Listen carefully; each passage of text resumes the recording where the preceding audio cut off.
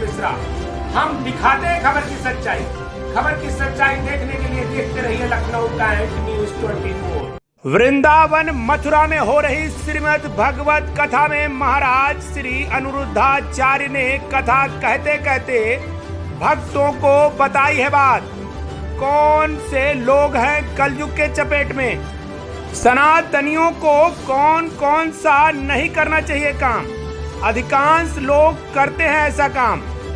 माताओं बहनों से किया है निवेदन, ना करें ऐसा काम। जनमानस को बताई है बात।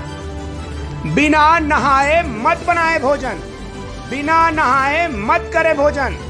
दिन के पवित्रता का रखें ध्यान।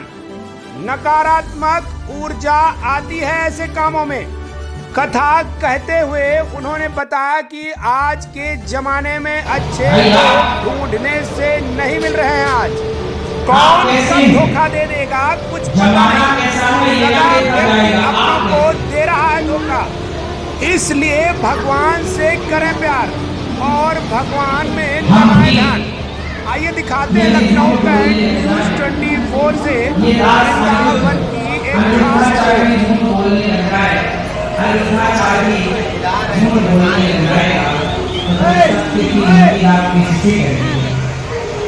इसलिए हमें आपने किस पद पर बिठाया है तो सत्य के राह पर चलना हमारी जिम्मेदारी है।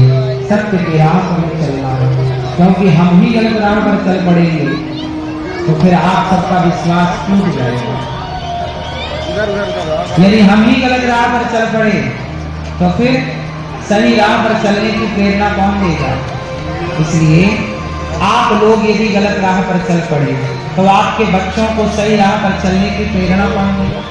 इसलिए आप अपने बच्चों के लिए प्रेरणा बन सकें, ऐसे आदर्श माँ बाप बनिए आप लोग।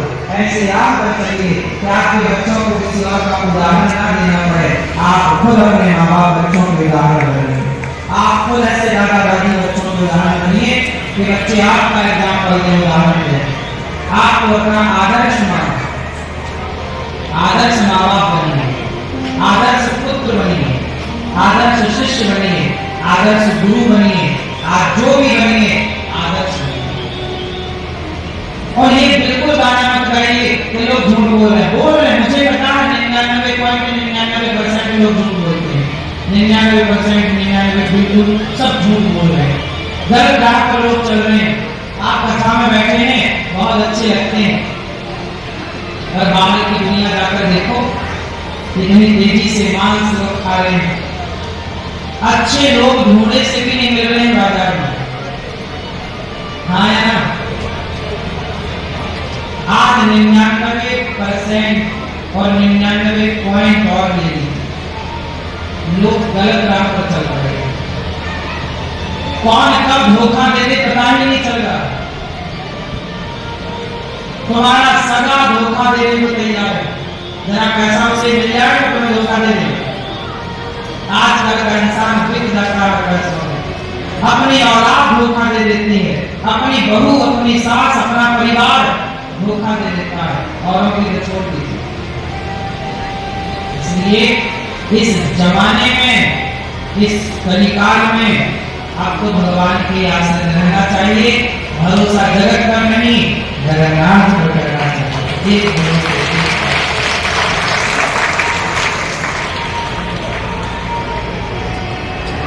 सत्यवासी तपम सौचम पवित्रता चली गई।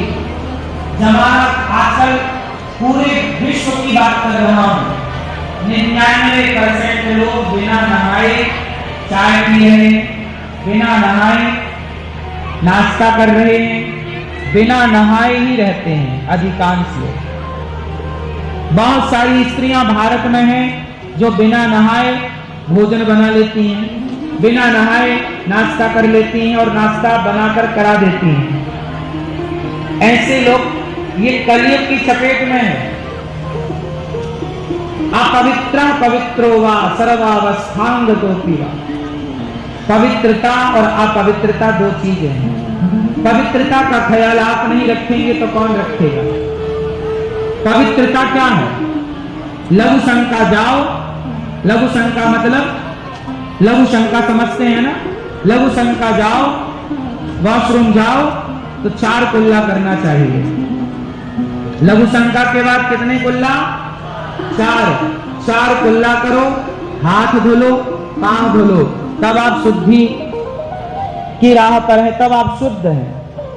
शौच करने के बाद स्नान करो, पूरा नहीं तो आधा। ये नियम कोई मैं नया नहीं बता रहा हूं, ये यही परंपरा थी। पहले के लोग बिना कहे शौच करने के बाद नहाते ही थे, बिना नहाने का तो कोई सवाल ही नहीं था।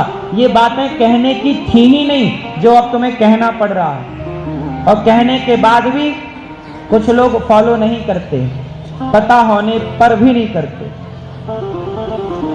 अब बताओ, आप में से कितने लोग हैं जो बिना नहाए भोजन बना लेते हैं और भोजन कर लेते हैं? हमारी बहुत सारी माताएं भारत में ऐसी हैं जो बिना नहाए भोजन बना लेती हैं। आप में से कितने लोग बना लेते हैं? आप कितने लोग आप बना लेती हो बिना नहाए? कभी कभी। और बिना नहाए कितने लोग खाते हैं? बिना नहाए कितने लोग खाते हैं? आप खाते हो बिना नहाए?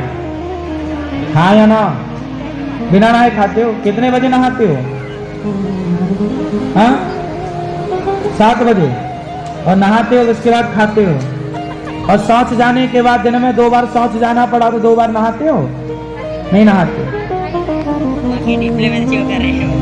शौच एक बार आप गए सुबह, फिर आप नहाते हो, और दोपहर में या शाम को जाना पड़ जाए किसी को तो फिर लोग नहीं नहाते।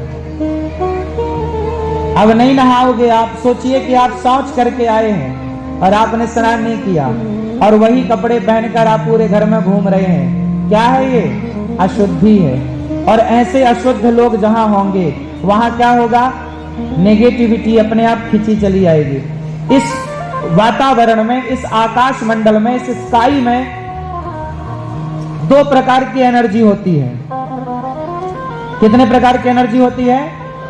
एक गुड, एक बैड, मीन्स एक सकारात्मक, एक नकारात्मक, एक पॉजिटिविटी, एक नेगेटिव। 2 एनर्जी इस पूरे ब्रह्मांड में है। हाँ या ना? आप मानते हो या नहीं? इस पूरे ब्रह्मांड में 2 प्रकार की एनर्जी है, 2 प्रकार की शक्ति है। एक पॉजिटिविटी है, एक नेगेटिविटी है। जब आप अशुद्ध होते हैं, जैसे शौच कर लिया और नहाया नहीं और पूरे घर में घूम रहे हैं, तो जहां जहां आप जाएंगे सारी नकारात्मकता आपकी ओर खींची चली आएगी। जैसे आपके शरीर में कोई और अब थोड़ा पक जाए और फूट जाए और कोई घाव होगा ना, तो मक्खी पूरे शरीर में आकर कहीं ना बैठेगी, सिर्फ उस घाव में। बोलो हाँ। मक्खी जो है पवित्र जगह में बैठती है या अपवित्र जगह में? जोर से बात समझ रहे हो? समझदारों के लिए समझदारी की बात है, मूर्खों के लिए कुछ नहीं है। मक्खी जो है पूरे घर में कहां बैठेगी? जहां अशुद्धि होगी।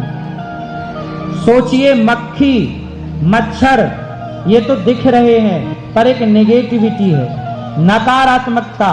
जब आप शौच करने के बाद और लघु शंका करने के बाद 4 कुल्ला नहीं करते तो आप अपवित्र होते, अशुद्ध। उस अशुद्धि में सारी नेगेटिविटी आपकी ओर खींचती है।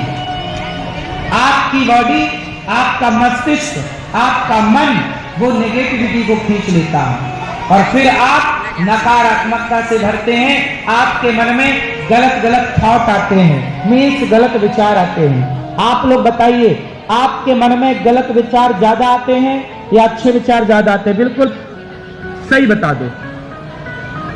आपके अंदर गलत विचार ज्यादा हैं या अच्छे विचार? जोर से सब बताओ। गलत विचार ज्यादा आते हैं, हाँ या ना? यदि 100 विचार गलत आएंगे तब कहीं जाके 1 विचार अच्छा आएगा, हाँ या ना? ये रेशो है आपका, सही है?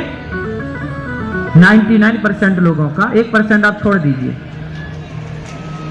चाहे स्त्रियां हो या पुरुष, मैं सबकी बात कर रहा हूं, लड़के हो, लड़कियां हो, जवान हो, बुढ़े हो, सबके अंदर गलत विचार ज्यादा आते हैं। इसका कारण क्या है? इसका कारण है तुम्हारी अपवित्रता। आप मानो या मत मानो, मक्खी बैठेगी तो गंदगी में बैठेगी। आप शौच करने के बाद नहीं नहाते, चलो पूरा ना नहाओ, आधा नहा लो, अर्घ स्नान कर लो, कपड़े पहन करके वो गीला करो, नए कपड़े दूसरे लो, नहीं सब धुले हुए कपड़े, नए का मतलब धुला हुआ कपड़ा, धुला हुआ वस्त्र पहनो। और सुनो, ये वस्त्र भी हमारे अशुद्ध होते हैं। तुमने वही कपड़े पहनकर शौच कर लिया और वही कपड़े पहनकर संध्या की आरती कर ली। भाई जो शौच करेगा शाम को पर नहाएगा नहीं, तो फिर वो तो कहीं भी यदि पूजा में भी हो रही है तो उसे खाली है, पूजा में खराब हो जाएगा।